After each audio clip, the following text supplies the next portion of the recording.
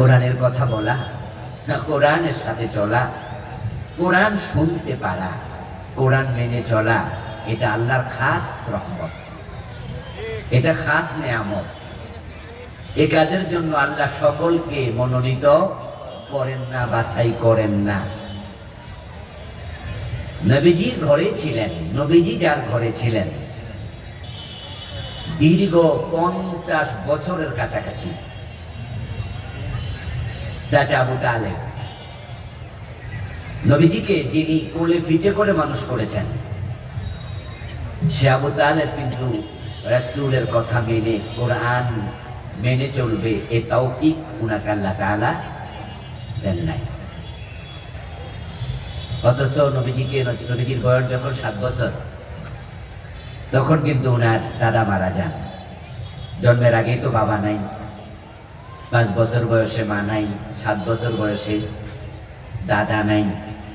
এই 7 বছর বয়সে নবীজিকে কোলে তুলে নিলেন, বট গাছের মতো ছায়া দিলেন, একসাথেই রাখলেন দীর্ঘদিন। ইভেন শিবে আবু তালেবের সেই জেলখানার 3 বছরের জিন্দিগিতে এ চাচা আবু তালেব ভাতিজা মুহাম্মদ ইবনে আব্দুল্লাহকে আলাদা রাখেন নাই, স্বেচ্ছায় তিনিও রাসূলের সাথে জেল কেটেছেন। কিন্তু কালেমা নসিব তৌফিক লাগে। সহিহ মুসলিমে এসেছে আবু তালেবের ইন্তেকালের সময় নবীজি সাল্লাল্লাহু আলাইহি ওয়াসাল্লাম ওনার মাথার পাশে বালিশের কিনারায় বসলেন, বসে বললেন, আম্মি কুল লা ইলাহা ইল্লাল্লাহ কালিমাতান আশহাদ লাকা বিহা ইনদাল্লাহ। হে আমার প্রিয় চাচা, চলে যাচ্ছেন তো, আমার অনুরোধ একটাবার কালেমা পড়েন, লা ইলাহা কুল লা ইলাহা ইল্লাল্লাহ কালিমাতান আই মাররাতান ওয়াহিদা, একবার পড়েন, আশহাদ লাকা বিহা ইনদাল্লাহ, আর কিছু লাগবে না। এটা পড়ে আপনি মরে যান, আপনি কালেমাওয়ালা মুমিন ছিলেন। এই বিষয়ে কিয়ামতের দিন আল্লাহর কাছে আমি নিজে সাক্ষ্য দেব। একটা বার কালেমা বলেছেন, وكان آخر كلامه ما كلمهم هو على ملة عبد المطلب। নবীজি বলার পর আবু তালেব কিছুক্ষণের জন্য একটু চুপ ছিলেন। রাসূল সাল্লাল্লাহু আলাইহি সাল্লাম ভাবছিলেন, আমার চাচা মনে হয় কালেমাটা পড়বে। তিনি কিছুটা আশান্বিত হয়েছিলেন। কিন্তু বালিশের অপর প্রান্তে ঠিক ওই সময় বসা ছিল আল্লাহ দুশমন আবু জেহেল, আরেক দুশমন আব্দুল্লাহ ইবনে আবি উমাইয়া। এই দুই জালেম যখন তাকায়া দেখলো আবু তালেব তো রাজি হয়ে গেছে, এই মানে কালিমা পড়ে ফেলে কিনা, ধর্মান্তরিত হয়ে যায় কিনা। আবু জেহেল এবং আব্দুল্লাহ ইবনে আবি উমাইয়া দুজনে বলছে, আবু তালেব মরার আগে বাবার ধর্ম অস্বীকার করে কাফের হয়ে যাইবা, বেদিন হইয়া মরবা, ভাতিজার নতুন ধর্ম নিবা। এবার আবু তালেব মাথা তুলে বলল, লাউলা আন তুআইদিরানি কুরাইশুন লাআকরারতু বিহা আইনা। ভাতিজা, এই লোকেরা আমার কালেমা গ্রহণের পর মৃত্যু যদি হয়ে যায়, তারা আমার বদনাম করবে, আমাকে কাপুরুষ বলবে, আমাকে বেদিন বলবে। এই আশঙ্কা করার কারণে আমি তোমার দ্বীন গ্রহণ করতে পারলাম না। وكان آخر كلامه ما كلمهم هو على ملة عبد المطلب। উনার শেষ কথা ছিল, আমি আমার বাবা আব্দুল মুত্তালিবের ধর্মের উপরে আছি। এরপরে মরে গেল। বলুন নাউযুবিল্লাহ। ঈমান নসিব হয় নাই। এজন্য আমি বলছি, কোরআনের কথা বলা, কোরআনের কথা শোনা, কোরআনের সাথে চলা, এটা আল্লাহর বড় নিয়ামত, আল্লাহর বড় দয়া। এই জন্য আমরা কোরআনের সাথে যারা আছি, আজকে আসলাম, বসলাম, আমাদের প্রতি আল্লাহর এত বড় দয়ার কারণে আমরা শুরুতে আল্লাহকে কৃতজ্ঞতা জানাতে চাই, শুকরিয়া জানাতে চাই। সবাই মিলে একবার জোরে জোরে কালিমাতুশ শুকর করি, আলহামদুলিল্লাহ। পড়ুন না আমার সাথে, রব্বানা লাকাল হামদ হামদান কাসীরা তাইয়্যিবা মুবারাকান ফি, সুবহানাল্লাহি ওয়া বিহামদিহি আদাদা খালকিহি ওয়া রিদা নাফসিহি ওয়া জিনাতা আরশিহি ওয়া মিদাদা কালিমাতিহি। প্রিয় দিনী ভাইয়েরা, আমি আপনাদের সম্মুখে পবিত্র কোরআন মাজিদ থেকে সূরাতুশ শূরার 13 নম্বর আয়াতে কারিমা তেলাওয়াত করেছি। নবীজি সাল্লাল্লাহু আলাইহি ওয়াসাল্লামের পবিত্র মুখনিসৃত ছোট্ট ছোট্ট দুটি হাদিস পড়েছি। আল্লাহ তাআলা তৌফিক দিলে এখান থেকে কিছু কথা বলবো ইনশাআল্লাহ। কোরআন হচ্ছে মানবতার সংবিধান, কোরআন হচ্ছে হকের একমাত্র কিতাব, হাদিস হচ্ছে কোরআনের ব্যাখ্যা। আমরা যদি নাজাত পেতে চাই, মুক্তি পেতে চাই, দুনিয়ায় শান্তি পেতে চাই, আখিরাতে জান্নাত পেতে চাই, কোরআনের বিকল্প নাই। এজন্য পৃথিবীর সকল মানুষের উচিত মুক্তির আশায়, শান্তির প্রত্যাশায় কোরআনের দিকে ফিরে আসা, কোরআনের কাছে দৌড়াইয়া আসা সকল মানুষের কর্তব্য। যে কোরআন শান্তির বার্তা দেয়, জাহিলিয়াতকে পরিবর্তন করে খায়রুল কুরুনে পরিণত করেছে, ওই কোরআন থেকেই আজকে কথা বলা হবে ইনশাআল্লাহ। আমার আগে আমাদের মহতারাম ডাক্তার শ্রদ্ধেয় মোহাম্মদ জাহাঙ্গীর সাহেব, উনি 1-2 মিনিট কথা বললেন। আমি অবাক হলাম, কারণ নেতারা তো মাইক ধরলে ছাড়তে চায় না। উনি প্রধান অতিথি, কিন্তু উনি 1-1.5 মিনিট কথা বললেন। আমার কাছে মনে হয়েছে এটা 1 ঘন্টার ওয়াজ হয়ে গেছে। খায়রুল কালামি মা কাল্লা ওয়া দাল্লা ওয়ালা মাল্লা। আসলেও শ্রেষ্ঠ কালাম তো সেটা মা কাল্লা, যেটা সংক্ষিপ্ত হয়, ওয়া দাল্লা দলিল ভিত্তিক হয়, ওয়ালা মাল্লা এবং যা বিরক্ত তৈরি করে না। উনি আজকে 1 মিনিট 1.5 মিনিটে যে ওয়াজ করলেন, আমি ওনাকে আস্তে আস্তে বললাম যে নেতা, আপনি এত সংক্ষেপে বললেন, কিন্তু আপনার এই কথার ব্যাখ্যাই আমি 1-1.5 ঘন্টা করবো ইনশাআল্লাহ। উনি বলেছেন কোরআনের কাছে আমরা আসতে চাই, আল কোরআন আমরা সংসদে নিতে চাই। আমিও ঠিক একটি আয়াত পড়েছি, যে আয়াতকে আল্লাহ তাআলা বাস্তবায়ন করতে আমাদের নির্দেশ দিয়েছেন। সেই আয়াত হচ্ছে আনাকিমুদ্দিন ওয়ালা তাতাফাররাকু ফি। দিন কায়েম করো, এ নিয়ে তোমরা মতভেদ করো না, বিচ্ছিন্ন হইও না, মত পার্থক্য করো না। আর দ্বীনের মূল কিতাব একটাই, দ্বীনের মূল উৎস একটাই, দ্বীনের পাথেও একটাই, সেটার নাম কি? কোরআন। এই কিতাব আসার আগে নবী মুহাম্মদ সাল্লাল্লাহু আলাইহি ওয়াসাল্লাম নিজেকে নবী দাবি করেন নাই। 40 বছর তিনি মক্কার মানুষের সাথে ছিলেন, কিন্তু কোরআন নাযিলের আগে তিনি নিজেকে নবী দাবি করেন নাই। কিন্তু ওনার কর্মতৎপরতা শুরু হয়েছিল 17 বছর বয়স থেকে। ওনার বয়স যখন 17, তখন তিনি মক্কার আশেপাশে ডানে বামে তাকিয়ে দেখেন যে টোটাল পরিবেশটা অন্ধকারে ডুবে আছে।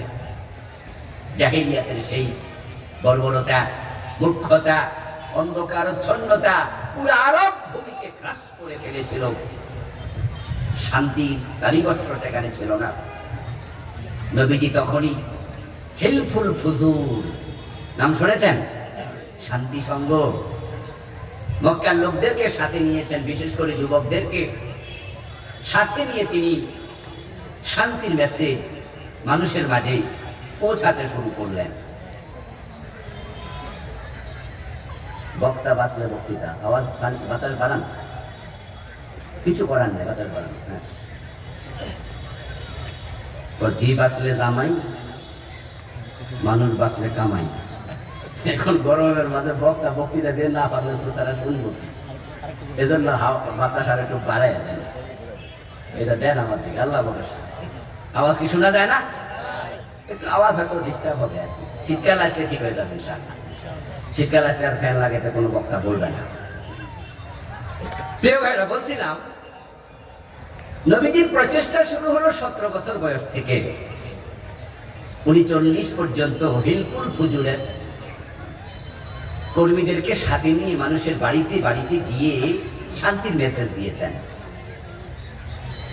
আর আপনারা জেনে থাকবেন যে হিলকুল ফুজুরের প্রতিষ্ঠাটা মূলত হয়েছিল একজন ব্যবসায়ী মালামাল কিনে তার মূল্য পরিশোধ করা হচ্ছিল না। মক্কাতেই হজের মৌসুমে ওই ব্যবসায়ী দূর থেকে এসেছিল ব্যবসা করতে।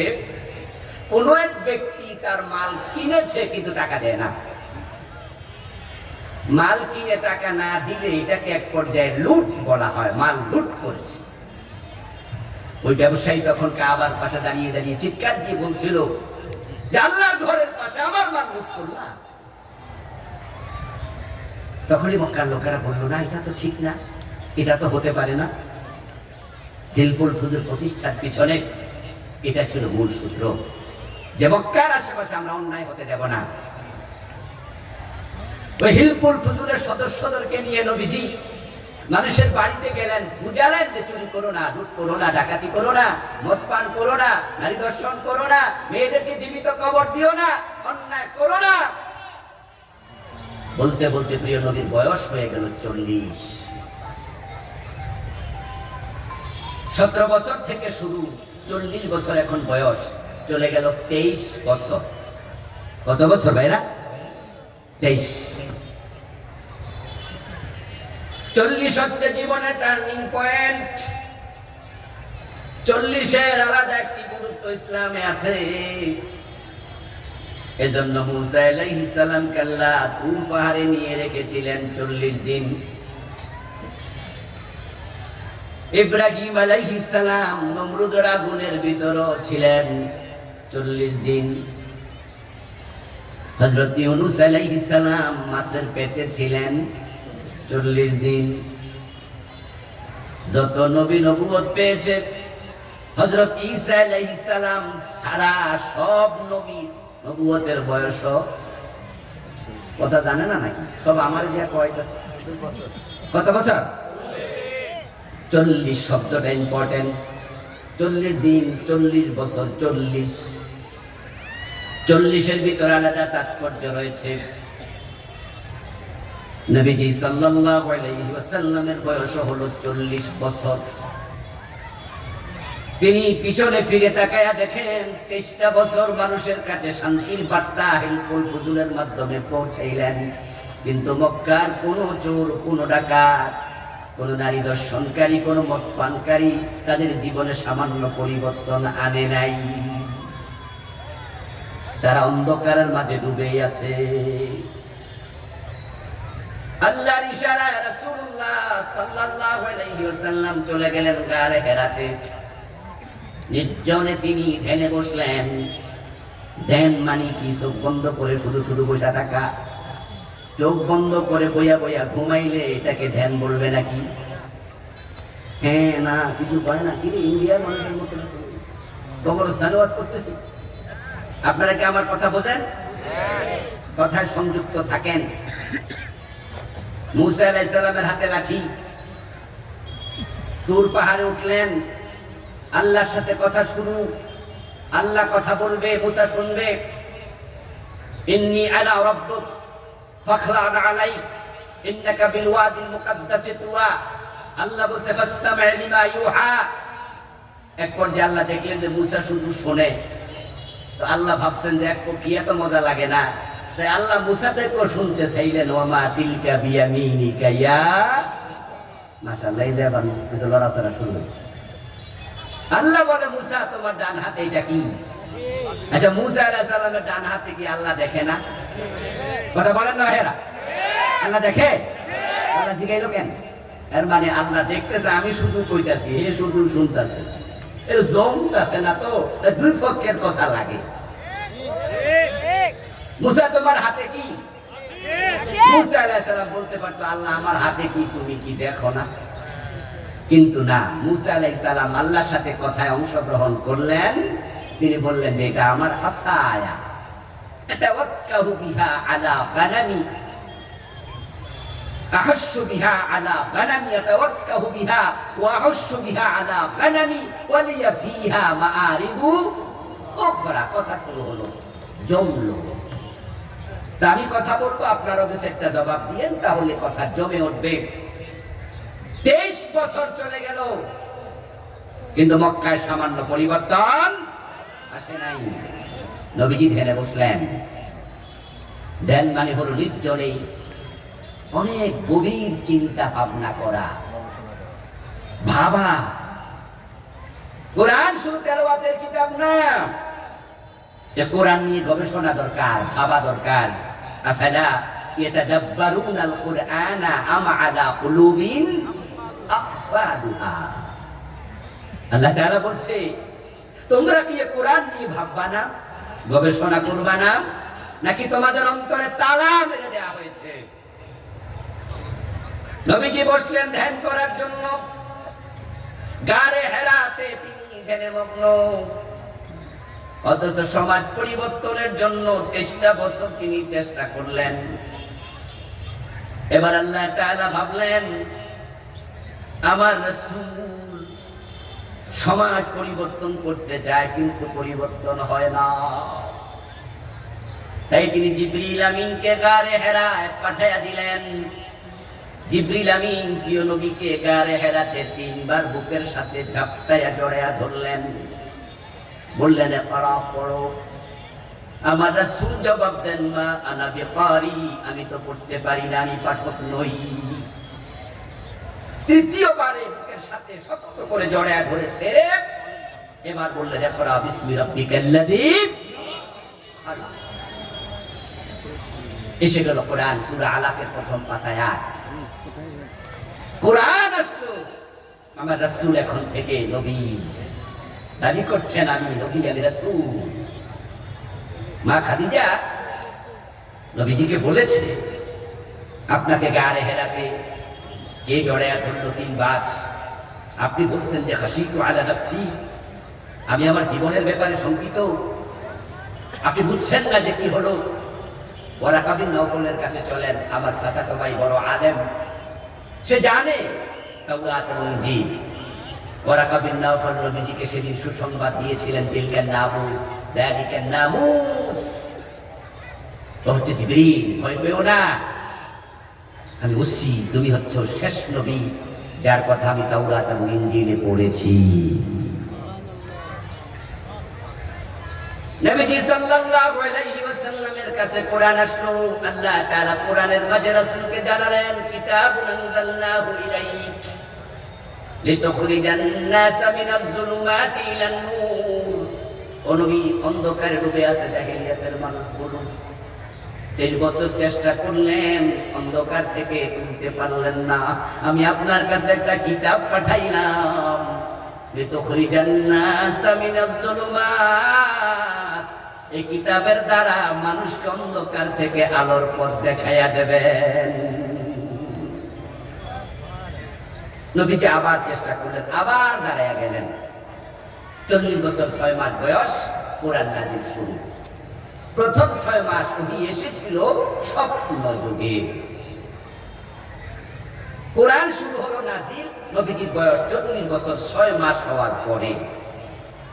রাসূল আবার দাঁড়ালেন, কে আছো?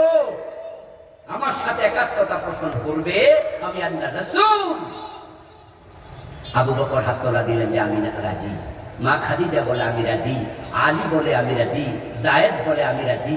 নবীজি সাল্লাল্লাহু আলাইহি ওয়াসাল্লাম তিনি এই দাওয়াত দিতে থাকলেন। দাওয়াত দিতে দিতে রাসূলের বয়স 63। প্রচেষ্টা শুরু হলো 17 বছর থেকে, 40 বছর 23, আবার 40 থেকে 63, এখানে কত? 23। একই ব্যক্তি। প্রথম চেষ্টার অংশ 23, পরবর্তী প্রচেষ্টার অংশটুকু 23। প্রথম 23 বছরের রেজাল্ট ছিল 0। পরের 23 বছরে এমন পরিবর্তন, ফুলে ফলে সুশোভিত। আব্দুল্লাহর বেটা মুহাম্মদুর রাসূলুল্লাহ এখন দুনিয়ার সবচেয়ে বড় নায়ক, সেরা মানের হিরো, মহানায়ক। এমন পরিবর্তন হলো, এতেকালের আগে নবীজি বলছেন খায়রুল কুরুনি কারনী। এখন আর জাহেলিয়াত নাই। তোমরা সবাই মিলে যে যুগের নামাইয়া আমি জাহেলিয়া দিলে, আমি নবী মুহাম্মদ ঘোষণা করছি আমার যুগ পৃথিবীর সর্বশ্রেষ্ঠ যুগ। আপনাদের কাছে আমার একটু প্রশ্ন, দয়া করে জবাব দিয়ে জানা থাকলে। একই ব্যক্তি প্রথম 23 বছর রেজাল্ট পান নাই, মানুষগুলো জাহিলিয়াতে ডুবে ছিল, চেষ্টা করেছেন, আলো দেখাতে পারেন নাই। ওই ব্যক্তি পরবর্তী 23 বছরে তাম পৃথিবীকে আলোকিত করে ফেলেছে। জাহিলিয়াত দূর হয়ে সর্বশ্রেষ্ঠ যুগ হয়েছে। কারণ কি? কারণ শুধুমাত্র তিনি প্রথম 23 বছর চেষ্টা করেছিলেন, কিন্তু কোরআন ছিল না। সে চেষ্টাটা তিনি করেছেন ব্যক্তিগত চিন্তা চেতনা থেকে, যে কিভাবে মানুষকে ভালো করা যায়, কিন্তু পারেন নাই। পরবর্তী 23 বছরের প্রচেষ্টা ছিল ওহী নির্ভর। মা ইয়ানতিকু আনিল হাওয়া ইন হুয়া ইল্লা ওয়াহয়ুন ইউহা। পরবর্তী 23 বছর একটা কথা নিজ থেকে বলেন নাই, যা বলেছেন সব সব। এবার ওহীর মাধ্যমে পুরা জাহিলিয়াত শেষ। বাংলাদেশের বয়স 54 বছর হয়ে গেল। এই 54 বছরের বাংলাদেশে কত নেতা আসলো, কত নেতা গেল। বঙ্গবন্ধু বড় শখ করে বাংলাদেশটাকে স্বাধীন করেছিলেন। উনি চেয়েছিলেন আমাদেরকে একটি সুখী সমৃদ্ধ বাংলাদেশ উপহার দেবেন, কিন্তু তিনি পারেন নাই। বরং দেশ স্বাধীন হওয়ার কয়েকদিন পরে 1-1.5 বছরের ব্যবধানে তিনি আপসেট হলেন, হতাশ হলেন। তিনি একটি বক্তৃতার মাঝে বললেন, মানুষ পায় স্বর্ণের খনি, আমি পাইছি সোরের খনি। বলেছেন কি? এটা আমার কথা না, বঙ্গবন্ধুর কথা। উনি বলছেন, আমার ডানে চোর, আমার বামে চোর, আমার সামনে চোর, আমার পিছনে চোর। প্রিয় ভাইরা লক্ষ্য করুন, তিনি পারেন নাই। কয়দিন পর উনাকে হত্যা করা হলো, অগাস্ট বিপ্লব হলো। 15ই অগাস্টে উনি চলে গেলেন। তারপরে বাংলাদেশ আরো কত প্রেসিডেন্ট পেল, তার মাঝে আরেকজন সৎ নেতা ছিল, শহীদ প্রেসিডেন্ট জিয়াউর রহমান। উনিও চেয়েছিলেন দেশটাকে সুখী সমৃদ্ধশালী দেশে পরিণত করতে। প্রেসিডেন্ট জিয়াউর রহমানও পারেন নাই, অল্প দিনে তিনিও দুনিয়া থেকে চলে গেলেন। পরে আমরা প্রেসিডেন্টের সাথে দেখেছি 9 বছর লম্বা সময় যা চালাইলেন। তারপর খালেদা জিয়া চালাইলেন, শেখ হাসিনা চালাইলেন, কিন্তু বাংলাদেশ চোরের খনি পরিবর্তন হয় নাই। বরং চোরগুলা ডাকাত হইয়া দেশের টাকা গত 15 বছরে কানাডায় পাঠাইয়া বেগম পাড়া বানাইছে।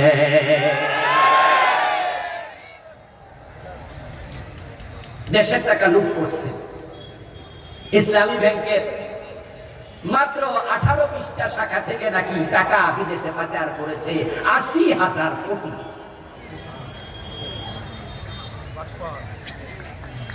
এই দেশটা পরিবর্তন হয়নি। এখনো মানুষ 80 টাকা 90 টাকা দিয়ে সবজি কিনে কেজি দরে খাওয়া লাগে। 200 টাকার বেশি টাকা দিয়ে সয়াবিন তেল কিনতে হয়েছে। এমন সময় আমাদের গেছে।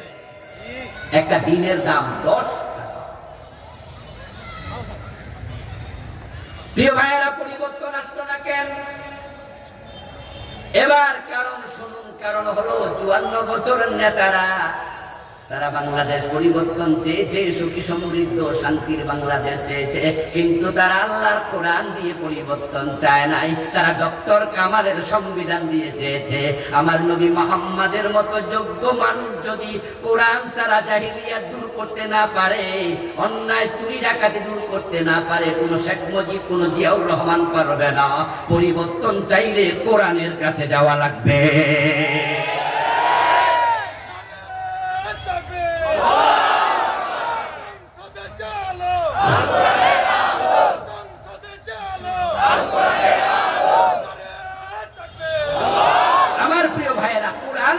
পরিবর্তন সম্ভব, কোরআন ছাড়া পরিবর্তন হবে না।